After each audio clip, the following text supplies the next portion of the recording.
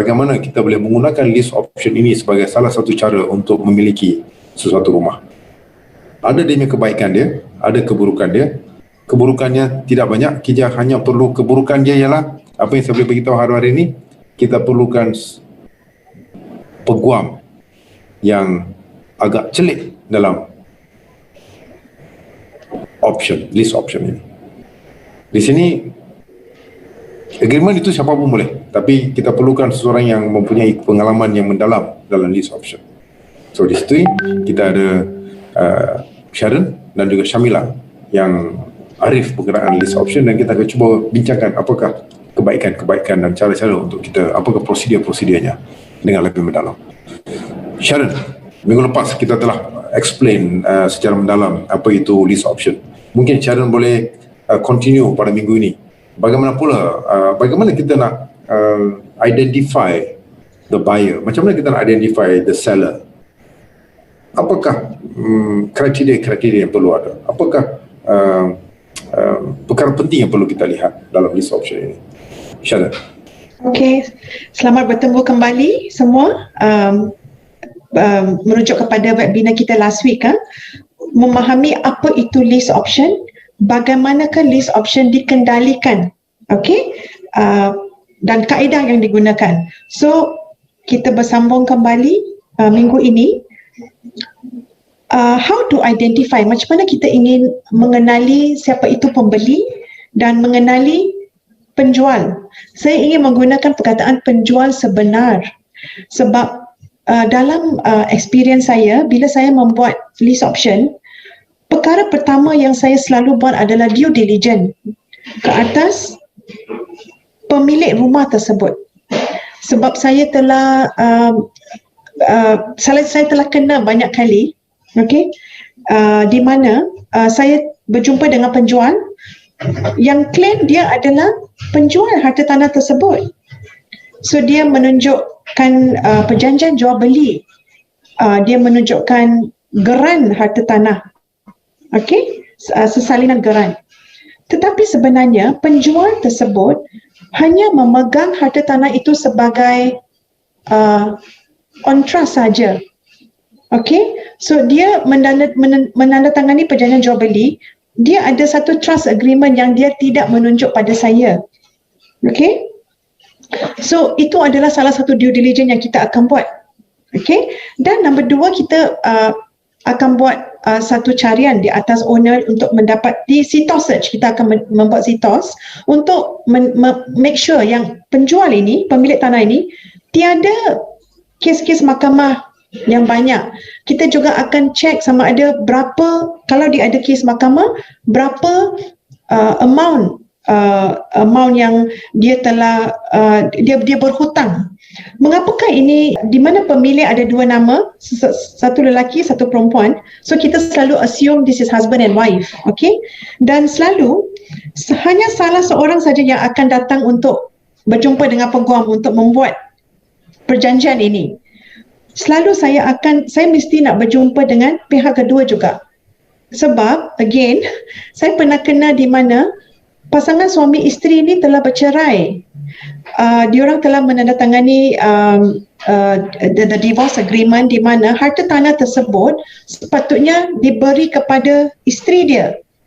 So sebenarnya suami dia ni, ex-husband dia ni, dia ada hak untuk memiliki atau untuk buat transaction atas harta tanah ini. So ini semua kita kena cek betul-betul, kita kena tanya soalan yang betul. Dan kalau kita telah diberi representation di mana owner tu cakap, oh tak ada, kita suami isteri bersama semua, kita akan menyuruh pihak tersebut untuk menandatangani surat akon berkanun. Dan apabila sampai masa untuk menandatangani perjanjian tersebut, kita akan make sure kita jumpa semua pihak face to face dan kita akan buat recording. Okay, so for lease option, why is lease option, kenapa perjanjian jual beli kita tak buat recording, tapi kenapa lease option kita akan buat recording? Sebab kebanyakan pemilik tanah ni, dia change of mind. Dia tidak faham yang lease option ini adalah satu perjanjian, macam Syamila explain, it's a legal document, kontrak yang sah under the Civil Law Act. di mana dia telah clearly mention Contracts Act. Okay, signed by both parties and other consideration is a valid contract. Okay, so kebanyakan pemilik ni have a change of mind sebab bila dia telah fix satu price, then after that dia rasa I nak mark up my price. So dia cuba nak mengelakkan perjanjian ini after that. So we have gone through all that. So that's why due diligence ke atas owner ini is very important. So those are the 3 situation tadi yang I explain. Kita buat search di atas owner ni to check whether he's sitos ada any case against him or not.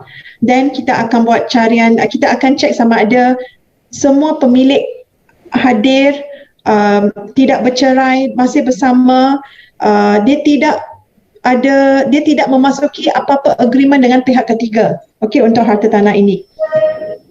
And then kita akan membuat carian di atas harta tanah sama bila kita bercakap pasal auction dalam webinar kita sebelum ni.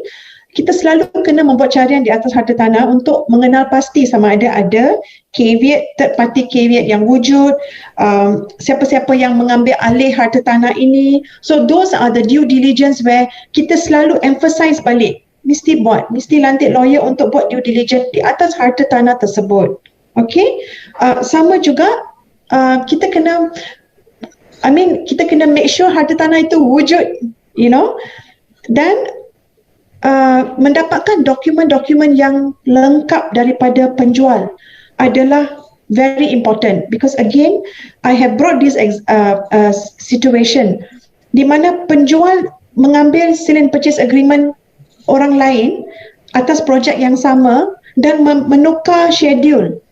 Untuk sebab apa dia nak duit? Dia pergi tukar schedule sebab badan sama tapi schedule lain. So dia fake. He gave us a fake document. So apa kita buat? Kita hantar surat kepada pemaju untuk confirm harta tanah ini atas nama siapa. So diorang confirm, tapi bila kita deal dengan owner, dia bukan owner sebenar. So all this kita akan check again. Okay. So these are why due diligence is so important, even in auction properties and now for lease option, memang kena buat. So first step, I akan buat satu search. I will take a week to do all this search. Then kalau I memang confirm harta tanah ini sah, valid, no problem, then I start into the drafting process. So apakah dokumen-dokumen yang perlu ditandatangani? Okay, so dalam webinar kita last week, kita sebut perkataan option agreement dengan tenancy agreement. Okay, so those are the 2 main documents yang kita kena prepare. Dalam option agreement, semua tema-tema kita akan dimasukkan mengenai apakah yang pemilik nak, apakah yang pembeli nak, apakah yang pemilik willing to terima, apakah pembeli willing to bayar. Okay, so first important thing is your option sum. Bila kita menandatangani agreement, there must be a passing of money consideration. That's your contract act. Mesti ditandatangani dan pembayaran wang, there must be a passing of money. Okay, baru it will be a valid contract.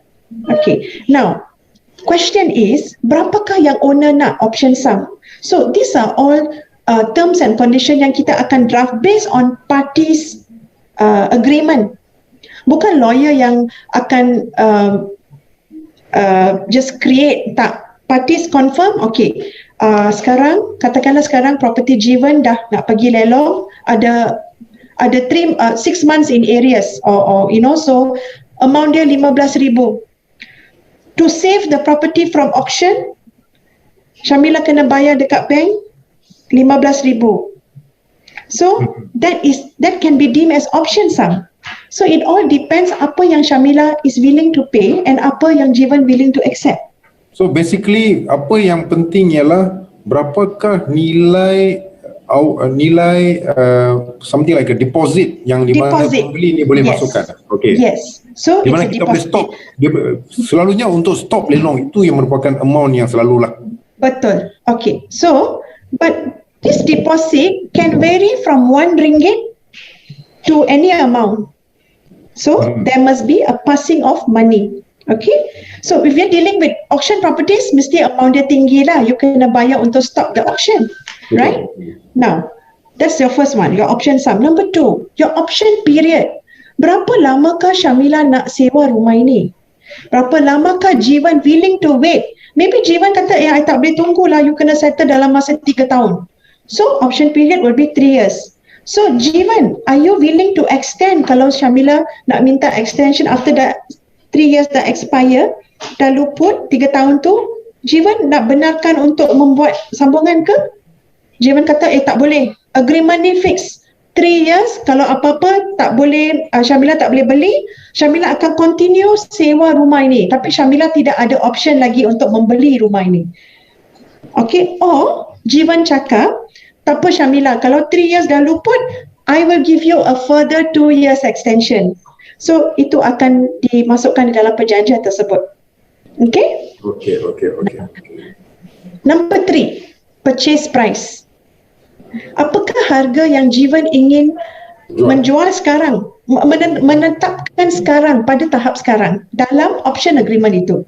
So Jiwan cakap, okay Syamila, saya akan memberi option kepada Syamila untuk membeli harta tanah saya dalam masa 3 tahun untuk harga 300,000 fix. Okay, bolehkah then Jiwan later decide to increase? Depends kalau Jiwan cakap, okay, kalau 3 tahun tu 300,000, kalau Syamila nak extend 2 tahun, okay, Syamila kena increase 20% of the 300,000. So it depends on both parties. Okay, tapi semua tema-tema ini akan dibuat sekarang. Okay, so number 4, kalau tema-tema 1, 2, 3 tadi, option sum, option period, purchase price dah agree, sekarang Jiwan membenarkan Syamila untuk menyewa harta tanah ini untuk harga berapa dan untuk berapa lama. So untuk berapa lama, we will follow back to the option period. So always remember, tenancy agreement akan selalu the period will always synchronize dengan your option period and your tenancy period. Dia mesti synchronize, mesti sama. Okay? And then now, what happens if suddenly Jiwan decide that I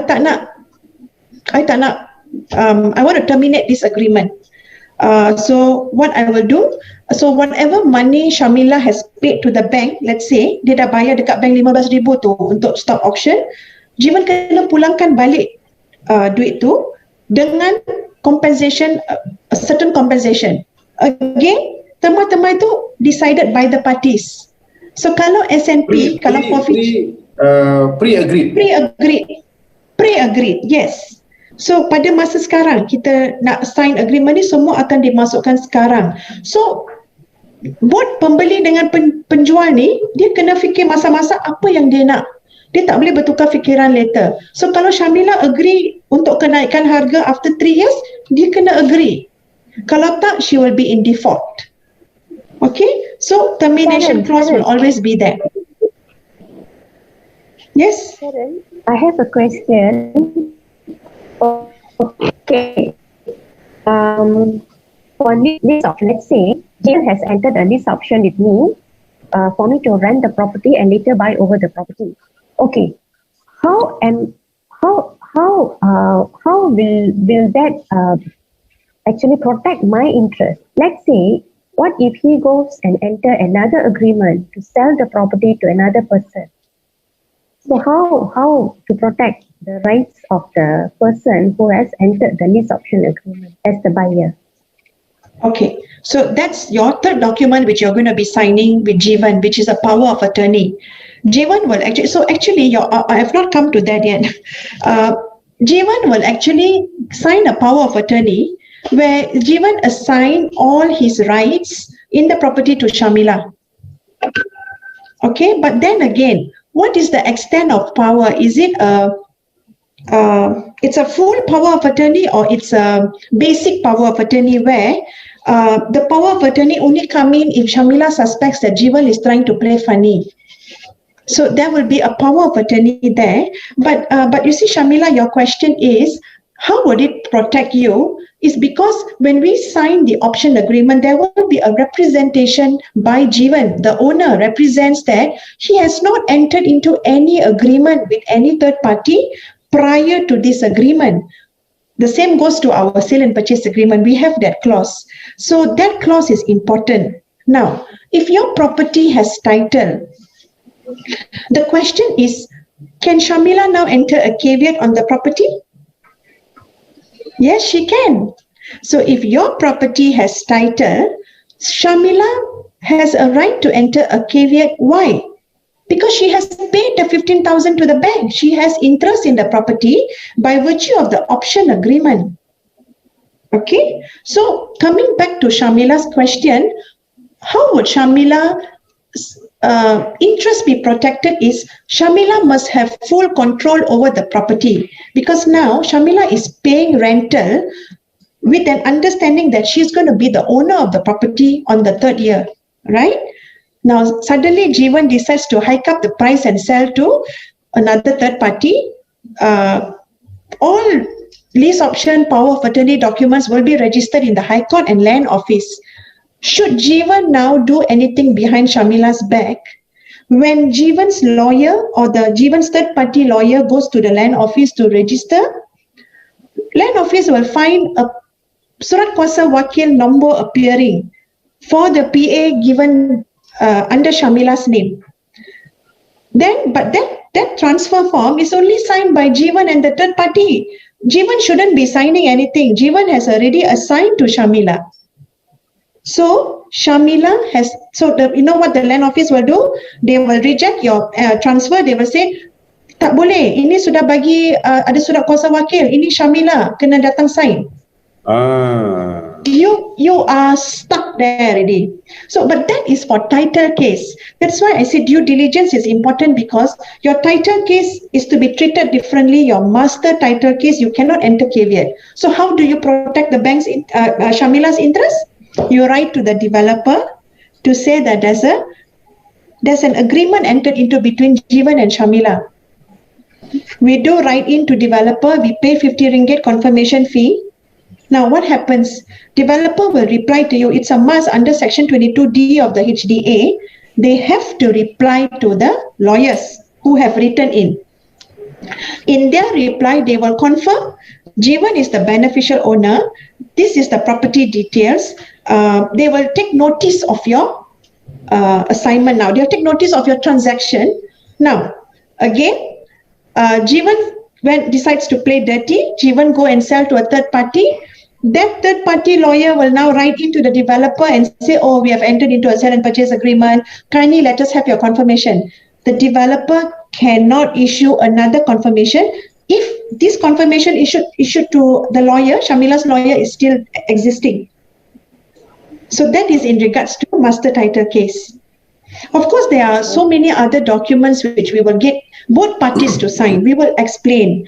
But all these are very technical. Okay, so the main important thing would be the power of attorney, which we have, I have personally got a owner who tried to play dirty that way. That's why I'm willing to tell you that the Land Office actually contacted the PA holder, and all original PA was released to the person who is holding the PA, which is in this situation will be Shamila. So nothing will be released to the owner. But then again, is this what the owner wants? Well, the owner now, what is the owner's right? Owner said, Shamila, you're only paying me rental. You haven't paid me the purchase price yet.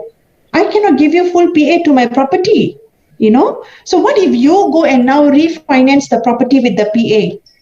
So again, like what Jeevan, when you started this just now, what is in the mind of the owner, what is in the mind of the buyer has to be the same. You have to have an intention, a correct intention of the parties. Kedua-duanya mesti kena ada niat. Niat tu penting. Niat, ya, niat itu penting. Yes. Kalau niat dia dah salah, your entire transaction itu akan jadi salah, tak boleh berjalan.